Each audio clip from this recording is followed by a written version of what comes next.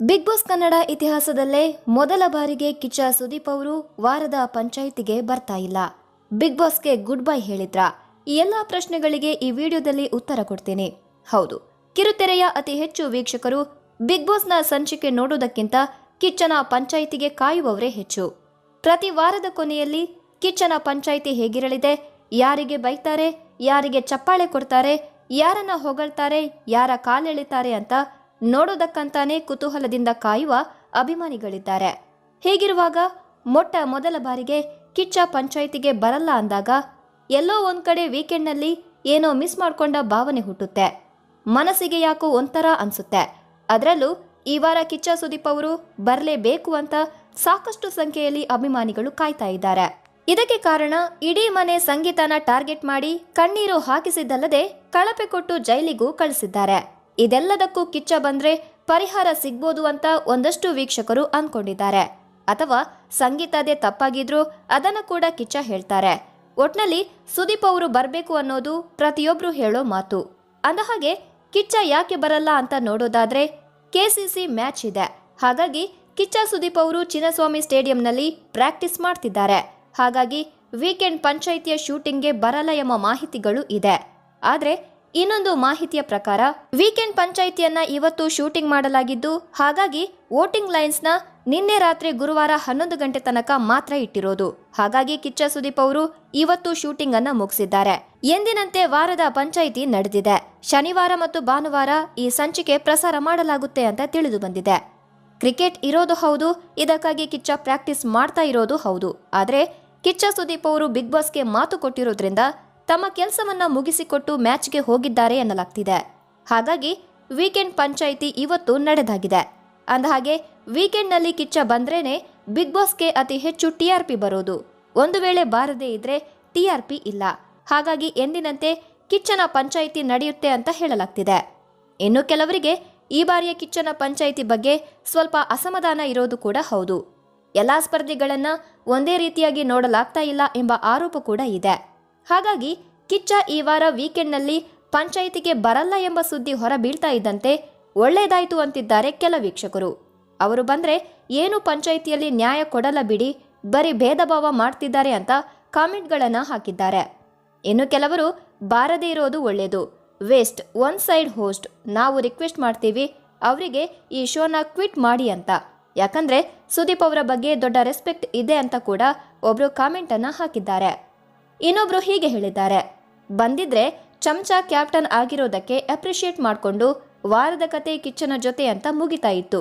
ಇದರ ಜೊತೆಗೆ Tukali drawing comedy ಮಾಡಿಕೊಂಡು ಇನ್ನು ಬೇರೆ ಸ್ಪರ್ಧಿಗಳ ಕಡೆ ಕಿಚ್ಚ ತಿರುಗಿಯೂ ನೋಡ್ತಾ ಇರಲಿಲ್ಲ. ಸಂಗೀತಾಗೆ ಸ್ವಲ್ಪ ಇರೋದು ಇಲ್ಲದೆ ಇರೋದೆಲ್ಲ ಹೇಳ್ತಾ ಇದ್ರು.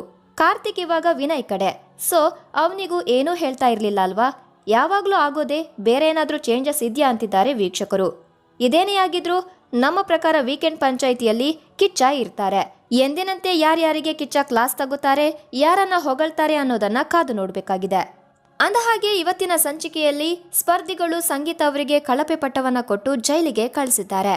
ಆದ್ರೆ ಸಂಗೀತ ಕಳಪೆ ಸ್ಪರ್ಧಿ ಅಲ್ವೇ ಅಲ್ಲ ಅಂತಿದ್ದಾರೆ ವೀಕ್ಷಕರು. ಈ ವಾರದ ಕಳಪೆಯನ್ನ ತುಕಾಲಿ ಸಂತೋಷ್ ಅವರಿಗೆ ಕೊಡಬೇಕಿತ್ತು ಅನ್ನೋದು ಹಲವು ವೀಕ್ಷಕರ ಅಭಿಪ್ರಾಯ. ಅಷ್ಟು ಈಸಿಯಾದ ಟಾಸ್ಕ್ನಲ್ಲೂ ಕೂಡ ತುಕಾಲಿ ಸಂತೋಷ್ ಅವರು ಸರಿಯಾಗಿ ಪ್ರದರ್ಶನ ಮಾಡಿಲ್ಲ. ಬೇಕು ಅಂತಾನೆ ಸಂಗೀತ ಟೀಮ್ನ ಸೋಲಿಸಿದ್ದಾರೆ. ಹಾಗಾಗಿ ತುಕಾಲಿ ಸಂತೋಷ್ಗೆ ಕಳಪೆ ನೀಡಬೇಕಿತ್ತು ಅನ್ನೋದು ಹಲವರು ಅಭಿಪ್ರಾಯವನ್ನ ವ್ಯಕ್ತಪಡಿಸಿದ್ದಾರೆ. ಆದ್ರೆ ಏನೇ ಆಗಿದ್ರು ಇಡೀ ಮನೆ ಸಂಗೀತಗೆ ವಿರುದ್ಧವಾಗಿರೋದ್ರಿಂದ ಸಂಗೀತ ಅವರು ಕಳಪೆ ಪಟ್ಟ ಪಡ್ಕೊಂಡು ಜೈಲಿಗೆ ಕಾಲಿಟ್ಟಿದ್ದಾರೆ ಸಂಗೀತ. ಆದ್ರೆ ಕಳಪೆ ಪಟ್ಟ ಪಡ್ಕೊಂಡ ನಂತರ ಸಂಗೀತ ಒಂದು ಮಾತನ್ನ ಹೇಳಿದ್ದಾರೆ, ಇದಕ್ಕೆ ಸಮಯನೇ ಉತ್ತರ ಕೊಡುತ್ತೆ ಅಂತ. ಒಟ್ನಲ್ಲಿ ಸಂಗೀತ ಎಷ್ಟೇ ಚೆನ್ನಾಗಿ ಆಟ ಆಡಿದ್ರೂ ಕೂಡ ಅದು ಸಂಗೀತಾಗೆ ಕಳಪೆ ಬರುತ್ತೆ ಅನ್ನೋದು ಪ್ರತಿಯೊಬ್ಬರಿಗೂ ಗೊತ್ತೇ ಇತ್ತು. ಅದೇ ರೀತಿ ಆಯ್ತು ಕೂಡ. ಇನ್ನು ಇಡೀ ಮನೆ ಒಂದಾಗಿ ಸಂಗೀತನ ಟಾರ್ಗೆಟ್ ಮಾಡ್ತಾ ಇರೋದಕ್ಕೆ ವೀಕ್ಷಕರು ಸಂಗೀತ ಪರ ಬ್ಯಾಟ್ ಬೀಸಿದ್ದಾರೆ. ಈ ರೀತಿಯ ಕಾಮೆಂಟ್ಗಳನ್ನ ಸಾಲು ಸಾಲಾಗಿ ಮಾಡ್ತಿದ್ದಾರೆ. ದಿನೇ ದಿನೇ ಸಂಗೀತ ಶೃಂಗೇರಿ ಬಗ್ಗೆ ಮನೆ ಮಂದಿ ಟೀಕೆ ಟಿಪ್ಪಣಿ ಮಾಡ್ತಾ ಹೋಗ್ತಿದ್ದಾರೆ. ಆದ್ರೆ ಹೊರಗಡೆ ಆ ಸ್ಥಿತಿ ಇಲ್ಲ. ತುಂಬಾ ಜನ ಸಂಗೀತ ಅವರೇ ವಿನ್ ಆಗುದು ಅಂತ ಘೋಷಿಸಿಕೊಳ್ಳುವ ಮೂಲಕ ಅವರ ಬೆಂಬಲಕ್ಕೆ ನಿಂತಿದ್ದಾರೆ. ಹಾಗಾದ್ರೆ ವೀಕ್ಷಕರ ಕಮೆಂಟ್ಗಳು ಹೇಗಿದೆ ಅಂತ ನೋಡೋದಾದ್ರೆ, ಎಲ್ರೂ ಸೇರಿ ಸಂಗೀತನ ಸೋಲಿಸೋದಕ್ಕೆ ಪ್ರಯತ್ನ ಪಟ್ರೆ ಜನ ಎಲ್ಲ ಸೇರಿ ಗೆಲ್ಲಿಸೋದಕ್ಕೆ ಇದ್ದಾರೆ. ಸಂಗೀತ ಅವರೇ, ನಿಮಗೆ ಎಷ್ಟೇ ಪರ್ಸನಲ್ ಆಗಿ ಮನೆಯವರು ಟಾರ್ಗೆಟ್ ಮಾಡಿದ್ರು ಹೊರಗಡೆ ಜನ ಇದ್ದಾರೆ ನಿಮ್ಮನ್ನ ಗೆಲ್ಲಿಸೋಕೆ. ಕಡು ಕಷ್ಟವೇ ಬಂದ್ರು ಬಿಡಬೇಡ ನೀ ಗುರಿಯನ್ನ ಮುನ್ನುಗ್ಗು ಸಂಗೀತ ಅಂತ ಹೇಳಿದ್ದಾರೆ. ಫೈನಲಿಸ್ಟ್ ಸ್ಪರ್ಧಿಯಾಗಿದ್ದ ಕಾರ್ತಿಕ್ ತಮ್ಮ ವರ್ತನೆಯಿಂದ ಬೇಗ ಮನೆ ಕಡೆ ಗೇಟ್ ಪಾಸ್ ತಗೋತಿದ್ದಾನೆ ಅಂತ ಅನ್ಸುತ್ತೆ. ಕಾರ್ತಿಕ್ ಈ ವಾರದ ಕಳಪೆ ಆಟಗಾರ, ರಿಯಲ್ ವಿನ್ನರ್ ಸಂಗೀತ ಶೃಂಗೇರಿ ಅಂತಿದ್ದಾರೆ ವೀಕ್ಷಕರು. ಇನ್ನು ಸುದೀಪ್ ಸರ್ ದಯವಿಟ್ಟು ಕಿಚ್ಚನ ಚಪ್ಪಾಳೆಯನ್ನ ಸಂಗೀತಾಗೆ ಕೊಡಿ, ಮಾಲೀಕರಾಗಿ ಒಳ್ಳೆಯ ಆಟ ಆಡಿದ್ದಾರೆ. ಆದ್ರೆ ಮನೆಯವರೆಲ್ಲ ಟಾರ್ಗೆಟ್ ಮಾಡಿ ಕಣ್ಣೀರನ್ನ ಹಾಕಿಸಿದ್ರು. ತನ್ನ ಆಟದಲ್ಲಿ ಉತ್ತಮ ನೀಡ್ತಾ ಬಂದಿದ್ದಾರೆ, ತುಂಬಾ ವಾರಗಳಿಂದ ಚೆನ್ನಾಗಿ ಆಡ್ಕೊಂಡು ಬರ್ತಿದ್ದಾರೆ. ಸಂಗೀತಾಗೆ ಕಿಚ್ಚನ ಚಪ್ಪಾಳೆಯನ್ನ ಕೊಟ್ಟು ನೋವನ್ನ ದೂರ ಮಾಡಿ ಸುದೀಪ್ ಸರ್ ನೊಂದ ಜೀವಕ್ಕೆ ನ್ಯಾಯ ಕೊಡಿ ಅಂತ ಕೇಳಿದ್ದಾರೆ. ಇನ್ನು ಛಲ ಬಿಡದೆ ಮುನ್ನುಗ್ಗು, ಗೆಲುವು ನಿನ್ನದಾಗ್ಲಿ ಸಂಗೀತ ಅಂತ ಹಾರೈಸಿದ್ದಾರೆ. ಮನೆಯವರೆಲ್ಲ ಒಂದಾದ್ರೆ ಪಾಪ ಸಂಗೀತ ಒಂದು ಅಂತ ಹೇಳಿದ್ದಾರೆ. ಕೌಂಟರ್ಗೆ ಎನ್ಕೌಂಟರ್ ಕೊಡೋಕೆ ಬಿಗ್ ಬಾಸ್ ಮನೆಯಲ್ಲಿ ಯಾರಾದ್ರೂ ಇದ್ರೆ ಅದು ಸಂಗೀತ ಮಾತ್ರ ಎಂಬ ಕಾಮೆಂಟ್ಗಳು ಕೂಡ ಬಂದಿದೆ. ಗುಂಪು ಕಟ್ಕೊಂಡು ಪ್ಲಾನ್ ಮಾಡಿ ಒಂದು ಹುಡುಗಿನ ಸೋಲಿಸೋ ಪ್ರಯತ್ನ, ಅವಳು ಸಿಂಹಿಣಿ, ನಿಮ್ಮಂತಹ ಎಷ್ಟೋ ಗುಂಪು ಬಂದ್ರೂ ಏನೂ ಮಾಡೋಕ್ಕಾಗಲ್ಲ ಅಂತ ಕಮೆಂಟ್ ಹಾಕಿದ್ದಾರೆ. ಇನ್ನೊಬ್ರು ಧೈರ್ಯವಾಗಿರಿ ಸಂಗೀತ, ನಂಬಿಕೆ ಕಳ್ಕೋಬೇಡಿ, ನಾವು ನಿಮ್ಮ ಜೊತೆಗೆ ಇದ್ದೇವೆ, ನಿಮ್ಮ ಹಠ ಛಲವನ್ನ ಮಾತ್ರ ಬಿಡಬೇಡಿ ಅಂದಿದ್ದಾರೆ. ಎಲ್ಲರೂ ಕೂಡ ಸಂಗೀತ ಶೃಂಗೇರಿಗೆ ವೋಟ್ ಹಾಕಿ ಈ ಸಲನಾದ್ರೂ ಒಂದು ಹೆಣ್ಮಗಳನ್ನ ಗೆಲ್ಲಿಸೋಣ. ಇವರಂತಹ ಸ್ಟ್ರಾಂಗ್ ಕಂಟೆಸ್ಟೆಂಟ್ನ ನಾನು ಇಲ್ಲಿವರೆಗೂ ನೋಡೇ ಇಲ್ಲ ಎಂಬ ಕಾಮೆಂಟ್ಗಳು ಕೂಡ ಸಿಕ್ಕಾಪಟ್ಟೆ ಹರಿದಾಡ್ತಾ ಇದೆ. ಹೌದು, ಸಂಗೀತ ಶೃಂಗೇರಿ ಬಿಗ್ ಬಾಸ್ ಮನೆಗೆ ಕಾಲಿಟ್ಟ ದಿನದಿಂದಲೂ ಕೂಡ ಇವರನ್ನ ತುಂಬಾ ಪ್ರೇಕ್ಷಕರು ಇಷ್ಟಪಟ್ಟಿದ್ರು. ಕರ್ನಾಟಕದ ಕ್ರಶ್ ಅಂತ ಕೂಡ ಕರೆಯಲಾಗಿತ್ತು. ಆದ್ರೆ ಎಲ್ಲೋ ಒಂದ್ ಕಡೆ ಒಂದು ವಾರ ಅವರು ಮಾಡಿಕೊಂಡ ಎಡವಟ್ಟಿಗೆ ತುಂಬಾ ಜನ ಸಂಗೀತ ವಿರುದ್ಧ ತಿರುಗಿ ಬಿದ್ದಿದ್ರು. ಕಾರ್ತಿಕ್ ಹಾಗೂ ತನಿಷಾಗೆ ಮೋಸ ಮಾಡಿದ್ರು ಅಂತ ದ್ವೇಷ ಮಾಡೋದಕ್ಕೆ ಶುರು ಮಾಡಿದ್ರು. ಆದ್ರೆ ಯಾವಾಗ ಈಗ ಇಡೀ ಮನೆ ಮಂದಿ ಸಂಗೀತ ವಿರುದ್ಧವೇ ನಿಂತು ಬಿಟ್ರೋ ಮತ್ತೆ ಪುನಃ ಸಂಗೀತ ಅವರ ಅಭಿಮಾನಿ ಬಳಗ ಹೆಚ್ಚಾಗ್ತಾನೇ ಇದೆ. ದಿನದಿಂದ ದಿನಕ್ಕೆ ಬಿಗ್ ಬಾಸ್ನ ವಿನ್ನರ್ ಸಂಗೀತಾನೇ ಆಗ್ಬೇಕು ಎಂಬ ಕೂಗು ಕೂಡ ಜೋರಾಗಿ ಕೇಳಿ ಬರ್ತಾ ಇದೆ. ಹೌದು, ತುಂಬಾ ವೀಕ್ಷಕರು ಹೇಳೋದು ಈ ಬಾರಿಯಾದ್ರೂ ಒಬ್ಳು ಹೆಣ್ಣು ಮಗಳು ಬಿಗ್ ಬಾಸ್ ಪಟ್ಟವನ್ನ ಪಡಿಬೇಕು ಅನ್ನೋದು. ಕಿಚ್ಚ ಸುದೀಪ್ ಅವರು ಕೂಡ ಮೊದಲೇ ಹೇಳಿದ್ರು, ಶ್ರುತಿ ಅವರನ್ನ ಬಿಟ್ಟು ಇನ್ಯಾವ ಮಹಿಳೆ ಕೂಡ ಬಿಗ್ ಬಾಸ್ ಪಟ್ಟವನ್ನ ಪಡಿಲಿಲ್ಲ ಅಂತ. ಹಾಗಾಗಿ ವೀಕ್ಷಕರು ಹೇಳೋದು ಸಂಗೀತಾಗೆ ಈ ಪಟ್ಟ ಸಿಗ್ಬೇಕು ಅಂತ. ಅದರಂತೆ ಸಂಗೀತ ಆಟ ಆಡ್ತಾ ಇದ್ದಾರೆ.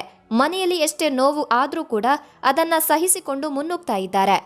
ಆದ್ರೆ ಎಲ್ಲೋ ಒಂದ್ ಕಡೆ ವಿನಯ್ ಅವರು ಯಾರಾದ್ರೂ ಸಂಗೀತ ಬಗ್ಗೆ ಒಳ್ಳೆ ರೀತಿಯಲ್ಲಿ ಮಾತನಾಡೋದಕ್ಕೆ ಬಂದ್ರೆ ಅವಳು ಹೇಗೆ ಅಂತ ನನ್ಗೆ ಗೊತ್ತು, ನಾನು ಅವಳನ್ನ ನೋಡಿದ್ದೀನಿ ಅಂತೆಲ್ಲ ಮಾತಾಡ್ತಾರೆ. ಅವರ ತಲೆಯನ್ನ ಕೂಡ ಕೆಡಿಸ್ತಾ ಇದ್ದಾರೆ. ನಿನ್ನೆ ಕೂಡ ಅಷ್ಟೇ ನಮ್ರತ ಅವರು ವಿನಯ್ ಜೊತೆ ಕೂತು ಸಂಗೀತ ಬಗ್ಗೆ ಏನೋ ಒಂದು ಒಳ್ಳೆ ರೀತಿಯಲ್ಲಿ ಮಾತಾಡ್ತಾ ಇದ್ರೆ ಅದಕ್ಕೂ ಏನೋ ಒಂದು ಹೇಳಿ ಅವರ ತಲೆಯನ್ನ ಕೆಡಿಸಿದ್ದಾರೆ. ಅವಳು ಹೇಗೆ ಅಂತ ನನ್ಗೆ ಗೊತ್ತು, ಸುಮ್ನಿರು ಅಂತೆಲ್ಲ ನಮ್ರತ ಅವರ ಬಾಯನ್ನ ಮುಚ್ಚಿಸಿದ್ದಾರೆ ವಿನಯ್ ಅವರು. ಕೊನೆಗೆ ಹೇಳ್ತಾರೆ, ನಾನು ಸಂಗೀತ ಬಗ್ಗೆ ಏನೂ ಮಾತಾಡಲ್ಲ ಅಂತ. ಆದ್ರೆ ಮಾತಾಡೋದು ಬರೀ ಸಂಗೀತ ಸಂಗೀತ ಸಂಗೀತ ಮಾತ್ರ. ಇದನ್ನ ನೋಡಿದ ವೀಕ್ಷಕರು ಕೂಡ ಹೇಳೋದಿಷ್ಟೇ, ಯಾರಾದ್ರೂ ಸಂಗೀತ ಬಗ್ಗೆ ಒಂದು ಒಳ್ಳೆ ಮಾತನ್ನ ಹೇಳಿದ್ರೆ ಸಾಕು, ವಿನಯ್ಗೆ ಆಗೋದಿಲ್ಲ. ಏನಾದ್ರೂ ಸಂಗೀತದ ನೆಗೆಟಿವ್ ಪಾಯಿಂಟ್ ಅನ್ನ ಹೇಳಿ ಅವರ ತಲೆ ಕೆಡಿಸ್ತಾರೆ. ನಿನ್ನೆ ಕೂಡ ನಮ್ರತ ಜೊತೆ ಮಾತನಾಡುವಾಗ ವಿನಯ್ ಅದೇ ರೀತಿ ಮಾಡಿದ್ದು. ಹಾಗಾಗಿ ವಿನಯ್ಗೆ ಸಂಗೀತನ ಕಂಡ್ರೆ ಆಗಲ್ಲ ಅಂತ ಪ್ರತಿಯೊಬ್ಬರ ತಲೆಯಲ್ಲೂ ಅದನ್ನೇ ತುಂಬಿಸ್ತಾ ಇದ್ದಾರೆ ಅಂತ ಕಾಮೆಂಟ್ಗಳನ್ನ ಮಾಡಿದ್ದಾರೆ.